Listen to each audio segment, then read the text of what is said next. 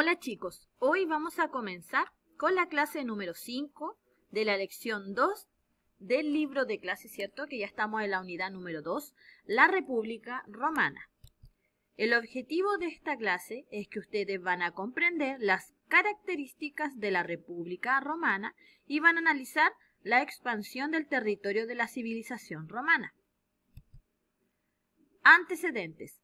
Aunque existen dudas sobre lo ocurrido en Roma durante sus inicios, se sabe que su primera forma de gobierno fue la monarquía y que durante algún tiempo estuvo bajo el dominio de los etruscos, época en que Roma crece en tamaño y poder. Sin embargo, para el año 509 a.C., la monarquía cayó, el último de los reyes expulsados de la ciudad. A partir de entonces fue instaurado un nuevo sistema de gobierno, denominado la República. ¿Por qué se denomina República? Se denomina República al segundo periodo de la historia romana, el cual inicia desde la expulsión de Tarquino el Soberbio en el año 509 a.C. hasta el año 29 a.C., en el que Octavio se hizo emperador con el nombre de Augusto.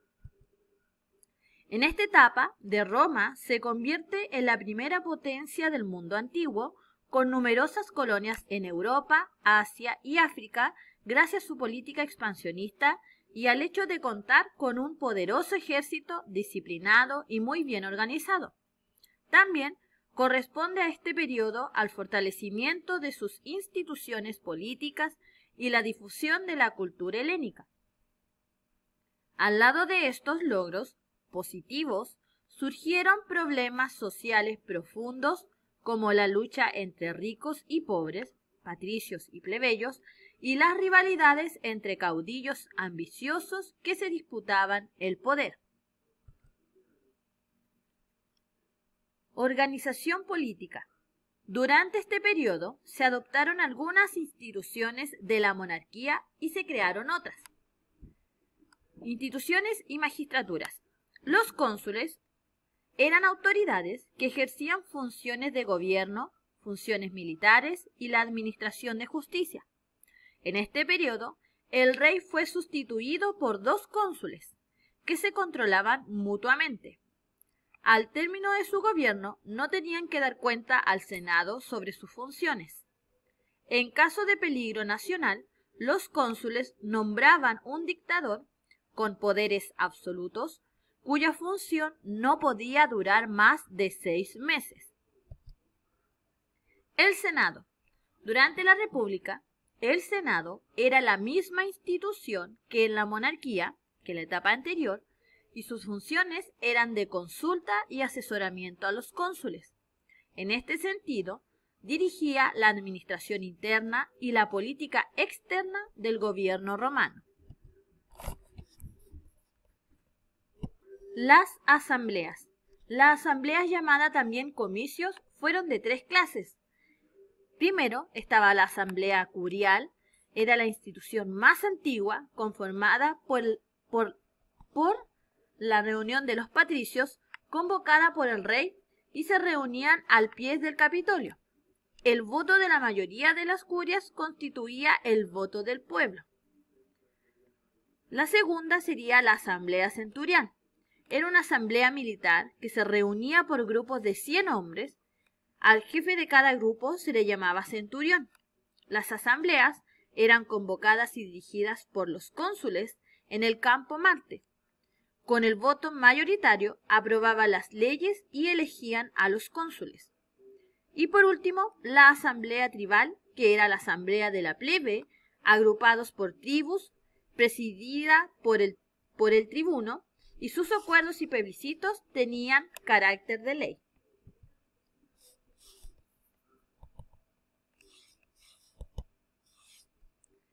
Y otras magistraturas, como los censores, que se encargaban de hacer el censo o empadronamiento de las personas y de sus bienes, además cuidaban de la educación y buenas costumbres del pueblo.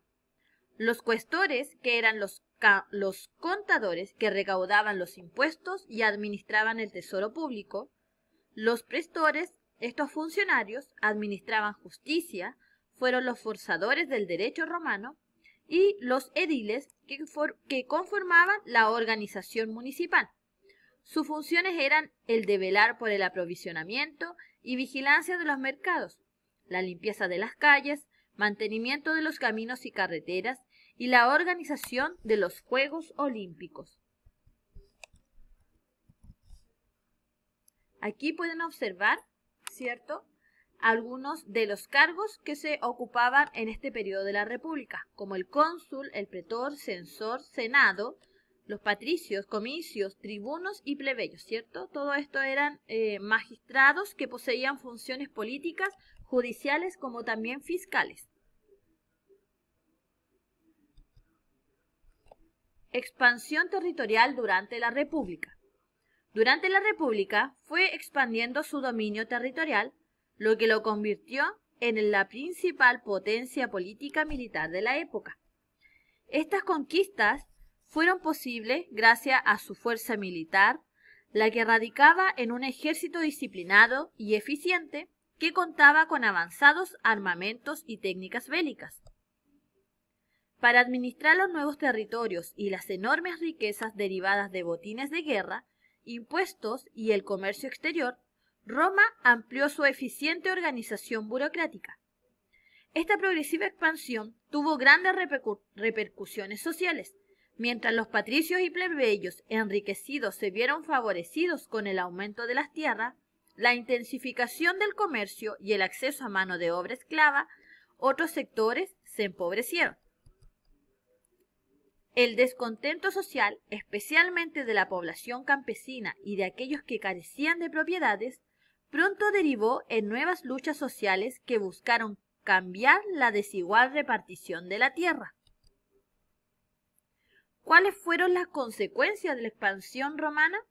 Como consecuencia de las grandes conquistas, la vida en Roma y sus provincias cambiaron totalmente.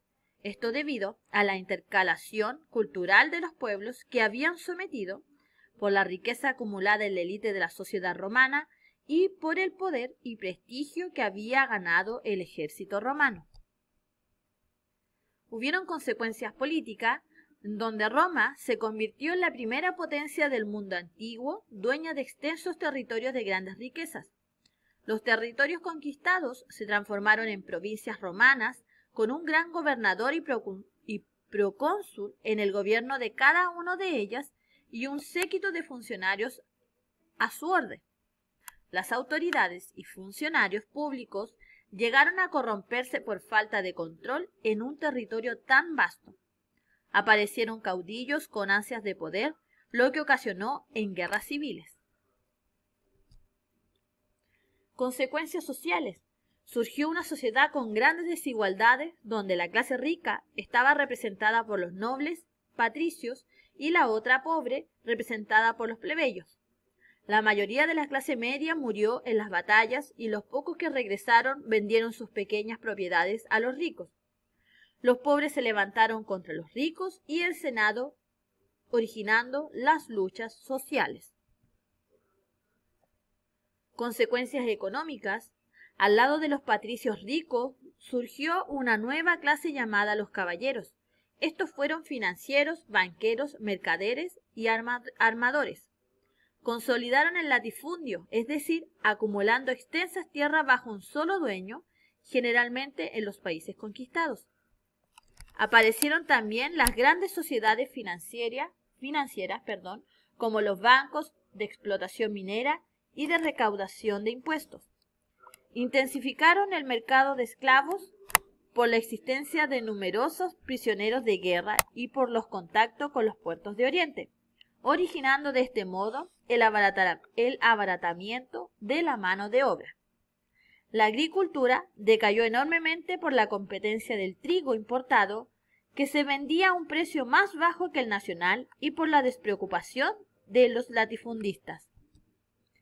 Y por último, las consecuencias religiosas.